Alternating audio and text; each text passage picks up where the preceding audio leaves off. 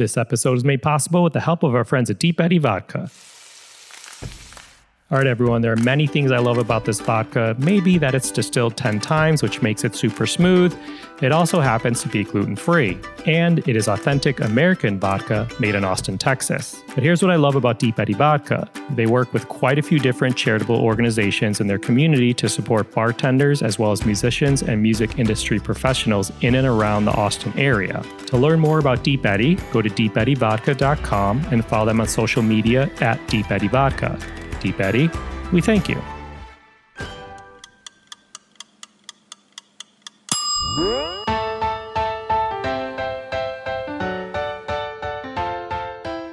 Hey everyone, I'm Cappy and you're listening to Beyond the Drink, a production of Beyond the Plate. Beyond the Drink is a short segment where some of the best mixologists in the country explain the fascinating stories and recipes behind their favorite drinks. In this week's episode, we're back with Caitlin Smith. If you missed her first episode where she breaks down one of the most delicious cocktails we had all year, check out episode 2 from earlier this season. Caitlin is a service industry pro out of Austin, Texas. She's doing her thing mixing drinks and managing some restaurants in downtown Austin now. She's going to walk us through a little riff on a classic hot buttered rum cocktail, but she's using coffee and switching it up a little bit.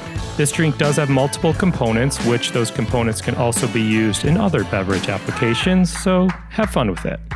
And to get this recipe, check out the episode notes in your podcast player or go to beyondtheplatepodcast.com. Please enjoy this episode as we go beyond the drink with Caitlin Smith. I'm Caitlin Smith, a service industry professional from Austin, Texas, and this is my warm and fuzzy cocktail. Ooh, this one sounds good. Take us through this cocktail, Caitlin. All right. Well, first off, something you should know about me. I am originally from New England, and which sometimes you can hear in my voice, sometimes you can't.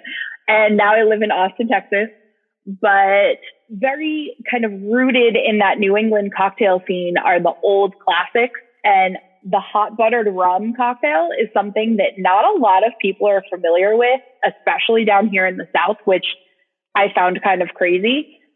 So I wanted to, for those colder winter months, come up with something similar to that. But then I also have my love for coffee.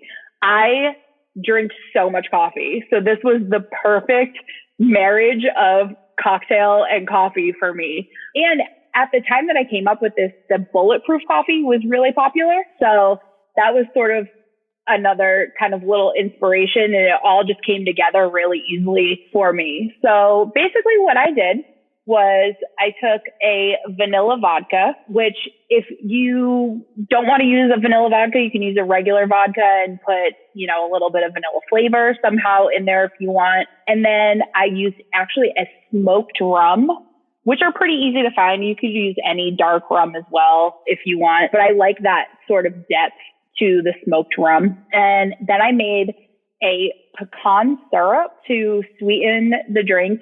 And this is the best part of it, in my opinion. I made a habanero Pecan Compound Butter to give it that sort of silky texture and that hot buttered rum feel with also that sort of bulletproof coffee component. And then, so I put all of that together and poured the coffee over, and I just used one of those little $10 milk frothers, and it combined everything perfectly, and then sprinkled some chocolate covered espresso beans on the top. I'm thirsty. I'm a huge coffee fan too, as people are probably sick of me talking about my love for coffee. But take us through that habanero piloncillo, or I'm sorry if I'm butchering the name, habanero piloncillo compound butter. Yeah. So it sounds a lot more complicated than it actually is.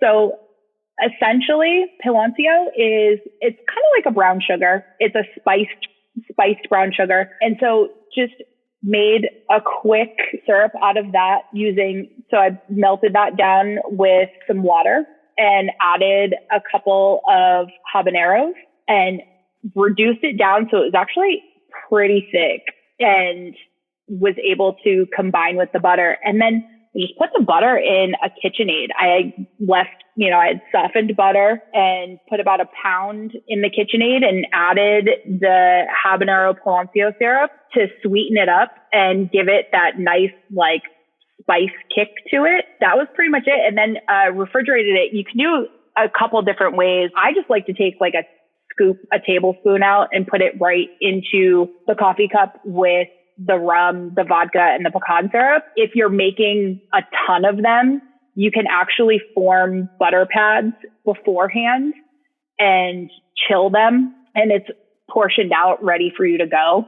So it just kind of depends on how many you're making and if you're doing it at home or in a restaurant setting. So you're taking about a cup of water and then the piloncillo, which, correct me if I'm wrong, does it come in like cones? Yep. Is that? Yeah. So it's like harder. Usually 3 ounce cones. And so you're adding the piloncillo cones and the water to a pot, getting that going to start softening up and dissolving the piloncillo. And you're adding habaneros, which sounds like a lot. And I'm sure it is very spicy, but all winds up getting balanced out with the butter and everything else in the end. It definitely mellows out quite a bit with the butter. And make sure, though, if you're making this syrup, as soon as everything's incorporated, take those habaneros out.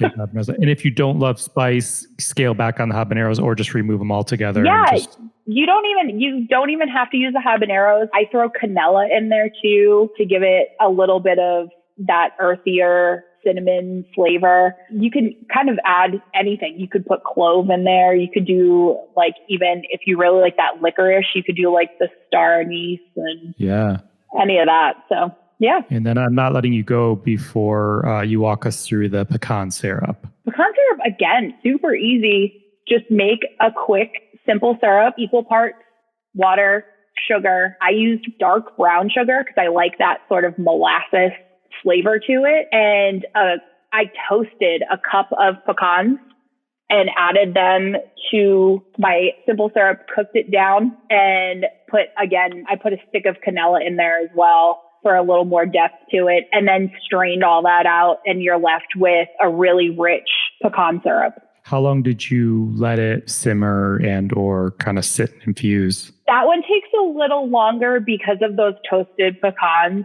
So that one is definitely, I let that one cook for probably about a half an hour and then let it cool with the pecans in it. And so that takes a couple hours. So that one's got a little more prep time to it, but you can go buy them at the store too.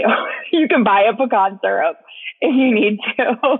This one sounds amazing. The warm and fuzzy. I'm definitely going to try this one on a cold night. Caitlin, thank you again. And as always, and as I know you know, all of our guests on our companion podcast, Beyond the Plate, give back in their own special way. So we wanted to give you a moment to shed some light on an organization or project that you'd like to raise awareness for. Has there been any organizations that kind of moved or inspired you recently? Yeah, I really near and dear to my heart with Autism Speaks, their puzzle piece project. It's just raising awareness for autism, especially in the classroom, and making kids more aware of other children around them and how differences are actually pretty cool and not something to be afraid of. Awesome. Thank you. We appreciate your work with that. Thank you for sharing that with us. Yeah.